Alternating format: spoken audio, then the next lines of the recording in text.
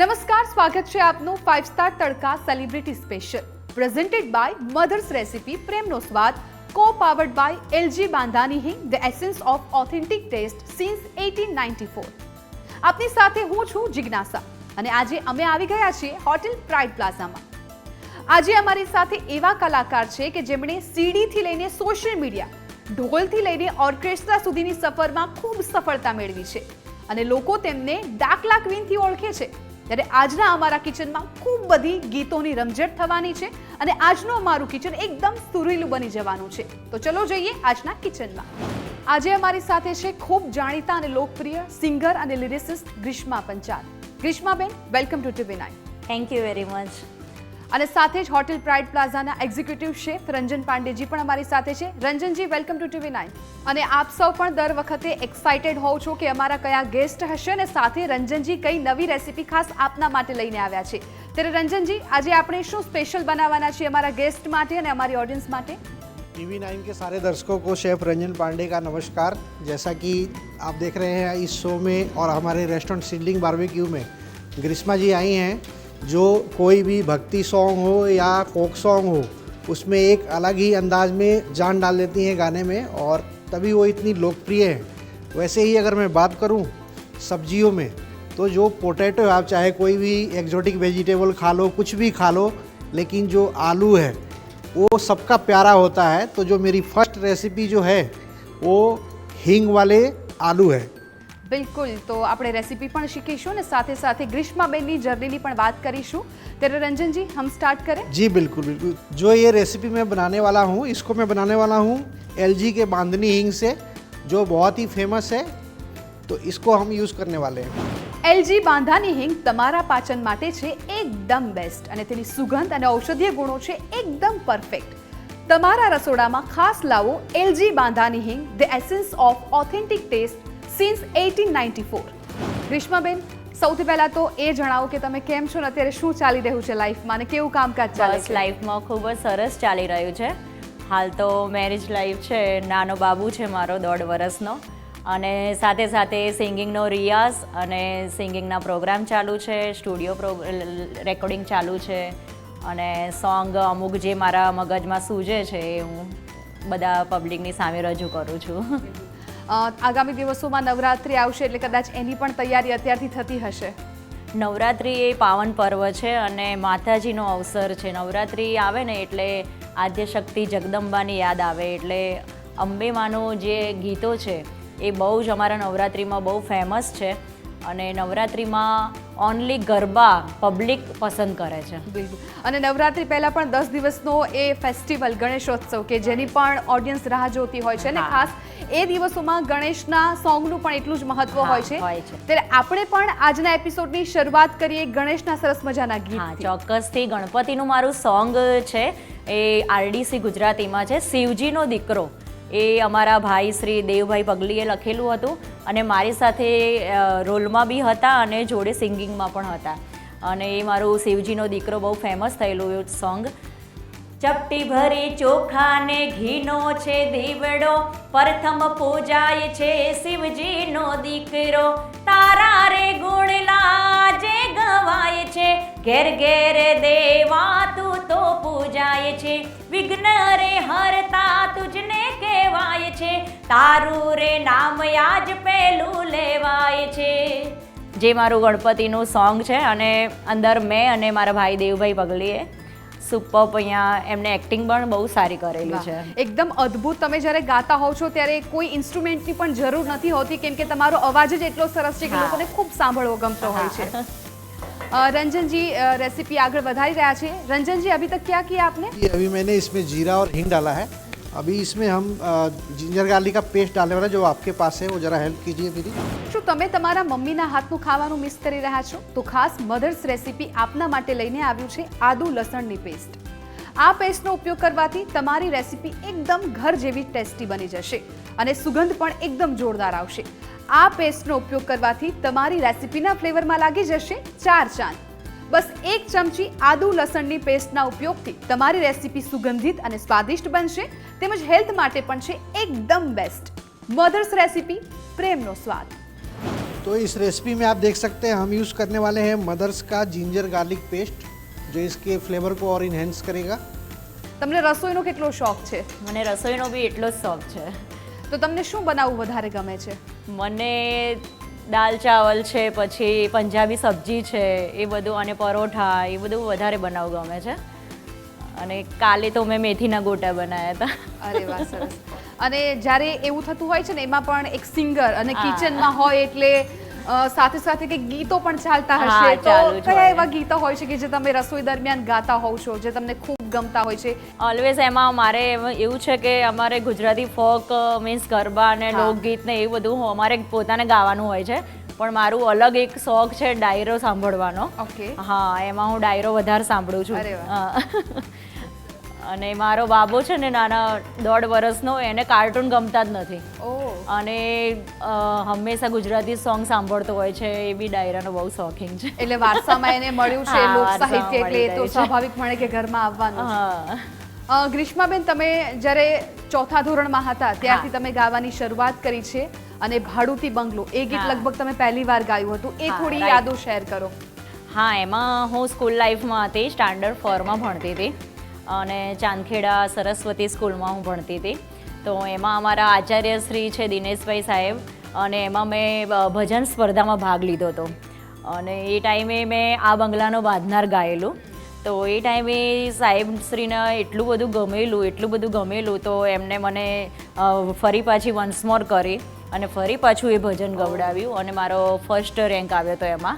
વાહ. અને એ પછી પ્રાર્થનામાં જે પ્રાર્થના હોય ને, એ બધું હેન્ડલિંગ કે હવે ગ્રીષ્મા જ કરશે. તો જેટલી બી પ્રાર્થના હોય ને, એ બધી જેટલી બી છોકરીઓને ટ્રેન કરવાની હોય ને, એમાં હું જ બધાને રાગ શીખવાડતી હતી. વાહ.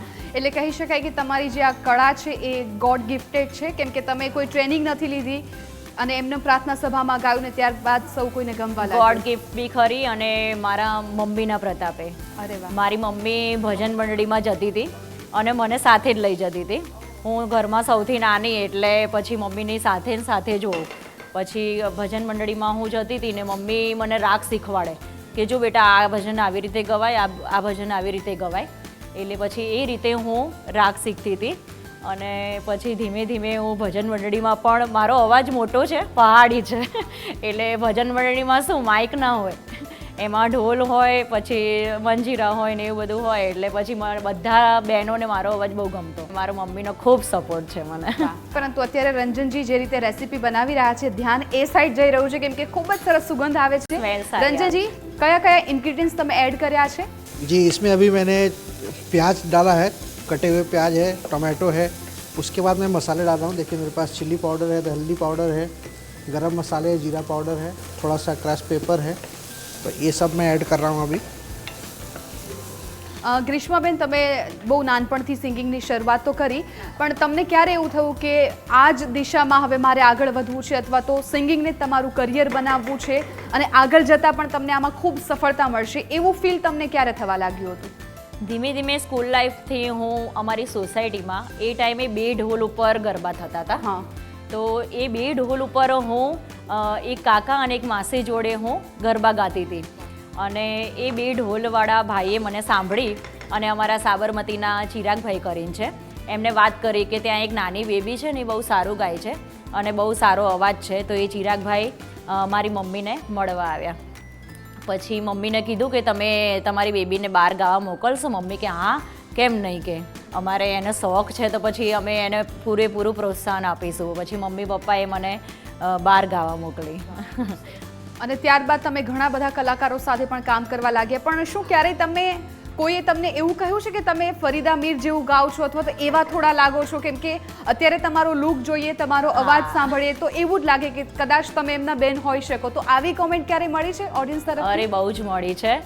હું પહેલાં ડાયરા બહુ કરતી હતી, અને મારું ગામ ડીસા છે, તો એ બાજુ મારા ડાયરા બહુ આવતા હતા. રાધનપુર છે, મેં છેક નડેશ્વરી ત્યાં સુધી, મેં રાધનપુર સુધી બધા જ ડાયરા કરેલા છે. અને ત્યાં બધા મને એમ જ કહે કે તમે ફરીદાબેનના બેન છો? તો પછી મને તરત જ એમ થાય કે મેં કીધું હા જ, બેન જ છીએ ને, કેમ નહીં. અને ફરીદાબેન જ્યારે મને પહેલી વાર મળ્યા ત્યારે બી એમને મને કીધું કે આવી જ અમારી બેન, આપણે સાથે ગાઈએ. તો ફરીદા મીર સાથે તમે જે પહેલું સોંગ ગાયું હતું એ કયું હતું? ફરીદાબેન અમારા ગણેશોત્સવમાં આવેલા ઓઢવમાં, ત્યારે અમે બંને હર હર શંભો શંભો શિવ મહાદેવા શંભો એ સોંગ આવેલું અમે બંને જોડે. હા, તો ત્યારે ફિલિંગ તમારી કેવી હતી? કેમ કે તમે જેને જોઈને કદાચ શીખ્યા હશો એ જ સિંગર સાથે તમારે ગાવું, પ્લસ ઓડિયન્સ નાનપણથી પણ જ, સરખામણી હા. કરતી હોય એમની સાથે, તો સાચી કેવું વાત. લાગતું હતું ત્યારે? નાનપણથી જ ફરીદાબેનને જ હું સાંભળતી હા, આવી છું અને હાલ હું કીર્તિદાનભાઈને સાંભળું છું. ફરીદાબેનને મેં આઈડોલ માન્યા છે અને એમને મીન્સ એ જે ગાય ને એ મને બહુ જ ગાવું ગમે એમ. રંજનજીએ રેસીપી ઓલમોસ્ટ રેડી કરીને રાખી છે. રંજનજી, हमारी रेसिपी रेडी है? जी बिल्कुल रेडी है। बिल्कुल, तो सर्व करेंगे हम.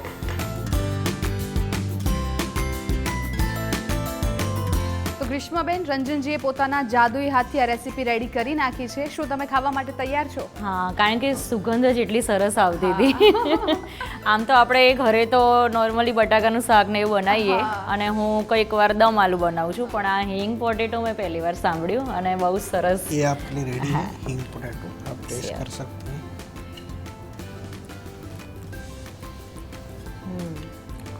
ટેસ્ટ કરશો? કેમ નહીં? રંજનજી, મને તો બહુ સરસ ખાવાનું લાગે. મળતું હોય તો એ મોકો ના છોડાય, એટલે હું ચોક્કસથી આ ટ્રાય કરું. મને આમ બી હોટલનું ખાવાનું એકદમ બહુ જ સ્વાદિષ્ટ બનાવ્યું છે.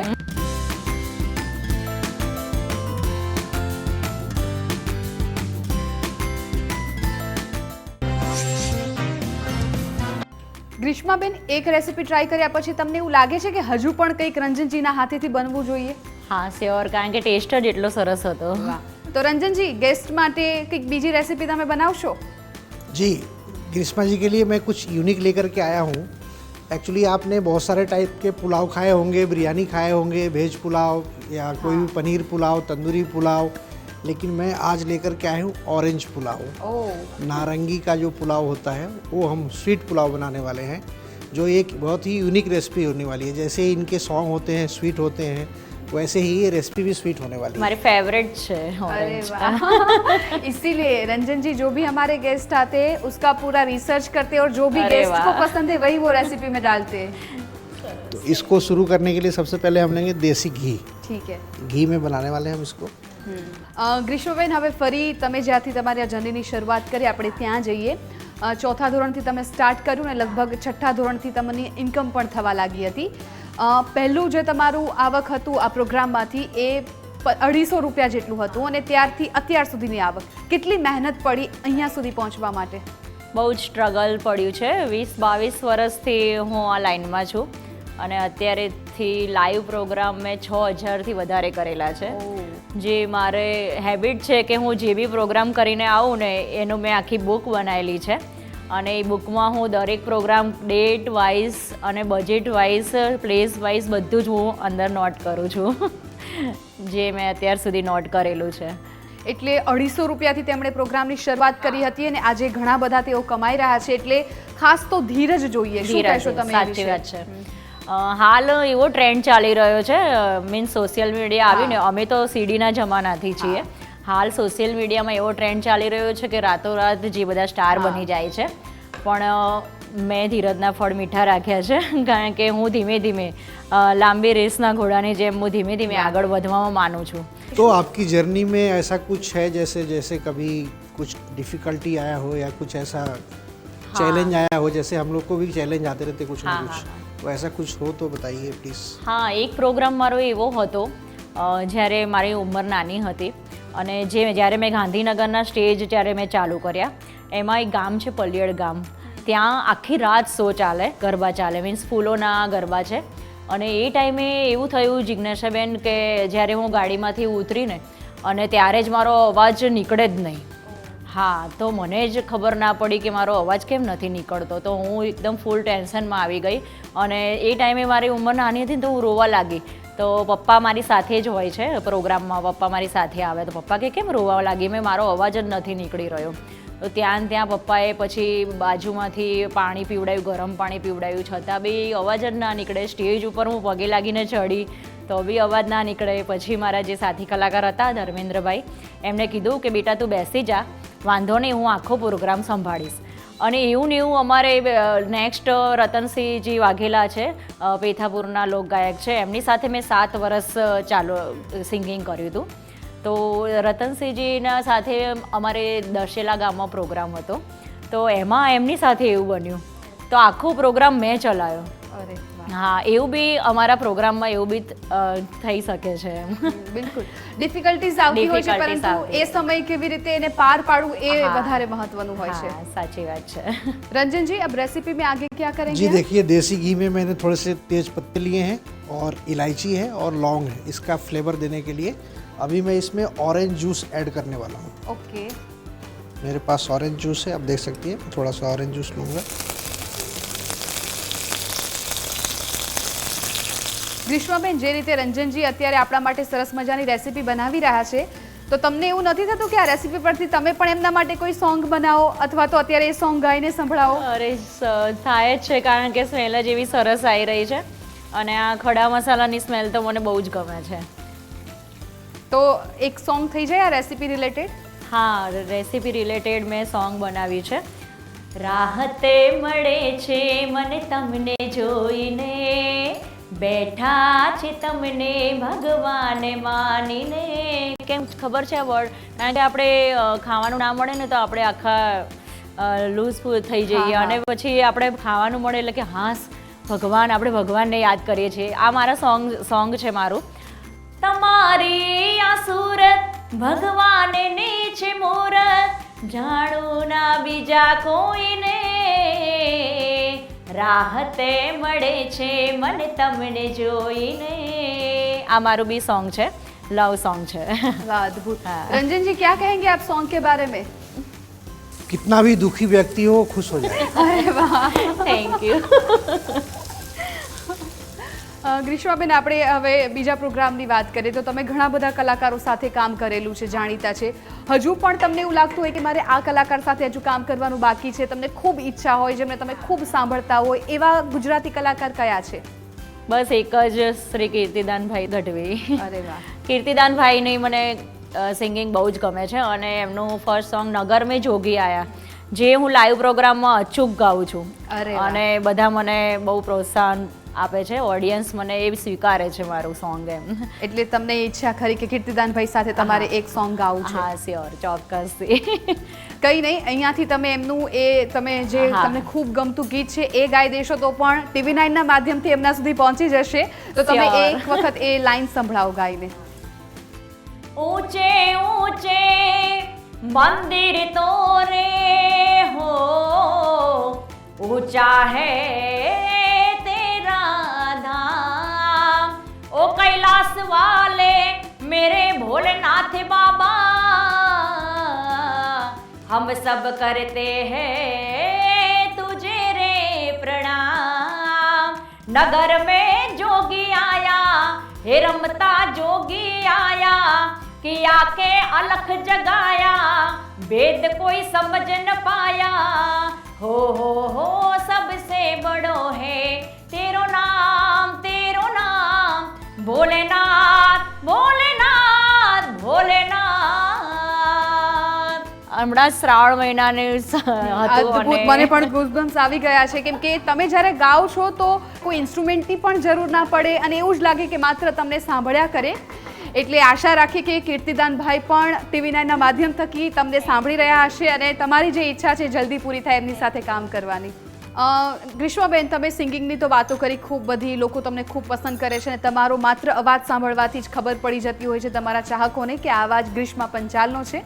અને તમે વાત કરી શરૂઆતમાં કે સીડીના જમાનાથી, અત્યારે સોશિયલ મીડિયાનો જમાનો છે, તો તમે ઢોલ વાગતા હતા એના પર ગાવું એ સમય પણ કામ કરેલું છે અને અત્યારે આટલા બધા ઇન્સ્ટ્રુમેન્ટ એમાં પણ તમે કામ કરેલું છે, તો તમને શું તફાવત લાગે છે પહેલાના સમયમાં અને અત્યારના સમયમાં કામમાં પણ? પહેલાંના સમયમાં મીન્સ દરેક ઓડિયન્સ જે છે ને એ પ્રાચીન ગરબા પસંદ કરતા હતા અને અત્યારે રિમિક્સ જમાનો છે. જેમ જેમ અપડેટ થાય એમ પણ અમે બી અપડેટ થતા રહીએ છીએ ઓડિયન્સ પ્રમાણે. અને એ રીતે પહેલાં જે બે ઢોલમાં ગાતા હતા ને અત્યારે ફૂલ રિધમમાં ગાઈએ છીએ, પણ બહુ જ મજા આવે છે એમ. અને ઓડિયન્સ જે આપણને સપોર્ટ કરે છે અને જે પ્રેમ સાથ સહકાર આપે છે એનાથી અમે ખૂબ કલાકારો ખુશ થઈએ છીએ. અને સાથે સાથે તમે ગીત લખો પણ છો, તો એ લખવાની શરૂઆત કેવી રીતે થઈ? હા, એ મારો અંબાજીનો રૂમઝૂમ રથડો હતો, ટાઇટલ હતું. અને એ જ્યારે સીડીનો જમાનો હતો ત્યારે એક પર્ટિક્યુલર સોંગ આવતા હતા જે નોનસ્ટોપ નહોતા ચાલતા.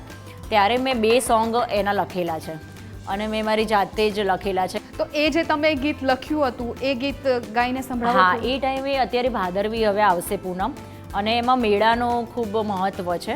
અને એ ટાઈમે ભાદરવી પૂનમના મેળામાં મેં એક સોંગ લખ્યું હતું, રૂમ ઝૂમ રે એ રથડામાં ન જાય છે, રૂમ ઝૂમ રે મારા અંબાનો રથ જાય છે, ભાદરવી પૂનમનો મેળો ભરાય છે, ભાદરવી પૂનમનો મેળો ભરાય છે, રૂમ ઝૂમ રે એ રથડામાં ન જાય છે. એ ટાઈમે અમારી સીડી બહુ જ વેચાઈ હતી એમ. वाह, હા. रंजन जी, रेसिपी हमारी रेडी है? जी ऑलमोस्ट रेडी है ये, आप देख सकते हैं ऑरेंज पुलाव. ओके, हम सर्व करेंगे बिल्कुल. कि आपको और भी गाने सुनने हैं?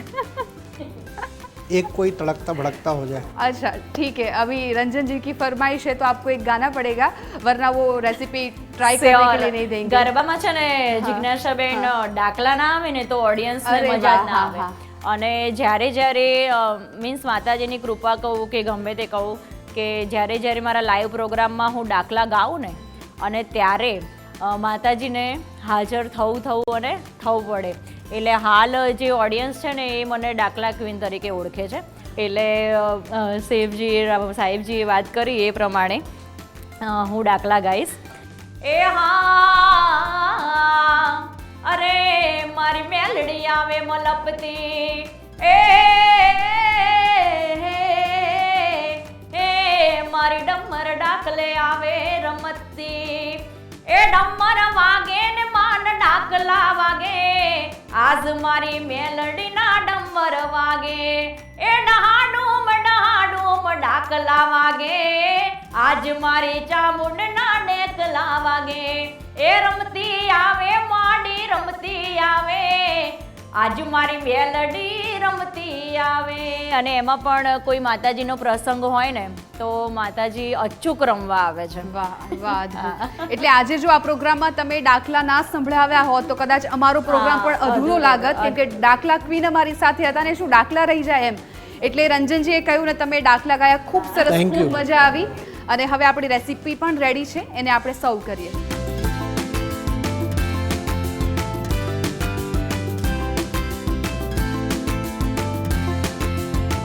जैसा कि अभी अभी आप लोगों ने गरिश्मा जी का दमदार गाना सुना, वैसे ही मेरा दमदार ऑरेंज पुलाव रेडी है. એકદમ બિલકુલ જોરદાર સ્વાદ છે.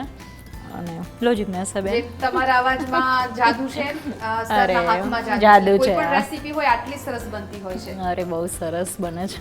આવી સરસ રેસીપી અને ખૂબ જ અનેરો સ્વાદ માણવા માટે અને અનેરું શીખવા માટે તમે જોતા રહો 5 સ્ટાર તડકા સેલિબ્રિટી, દર રવિવારે બપોરે 2:25 ભૂલતા નહીં હો.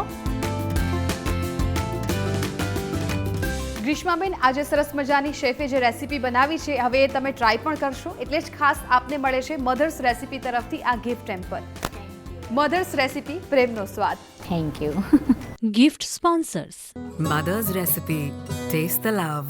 ગ્રીષ્માબેન, તમે અગાઉ જે રીતે કહ્યું કે તમે ખાવામાં હિંગનો વધારે પ્રમાણમાં ઉપયોગ કરો છો, એટલે ખાસ તમને મળે છે એલજી બાંધાની હિંગ તરફથી આ gift hamper. Okay, thank you LG Bandhani Hing and thank you Jignasaben. Thank you so much. LG Bandhani Hing, the essence of authentic taste since 1894. LG બાંધાની હિંગ, સ્મૃતિની સુગંધભરી ભેટ સિન્સ 1894. તો મને વિશ્વાસ છે કે આજનો એપિસોડ જોઈને તમે ચોક્કસથી થનગનવા લાગ્યા હશો. 2 નવી રેસીપી તો તમે શીખી, સાથે સાથે ગરબાની પણ રમઝટ માણી છે. આવી જ અવનવી રેસીપી માટે અને અલગ અલગ ક્ષેત્રના સેલિબ્રિટી સાથે આપણે મળતા રહીશું. આજના એપિસોડમાં બસ આટલું જ. સતત જોડાયેલા રહો TV9 સાથે.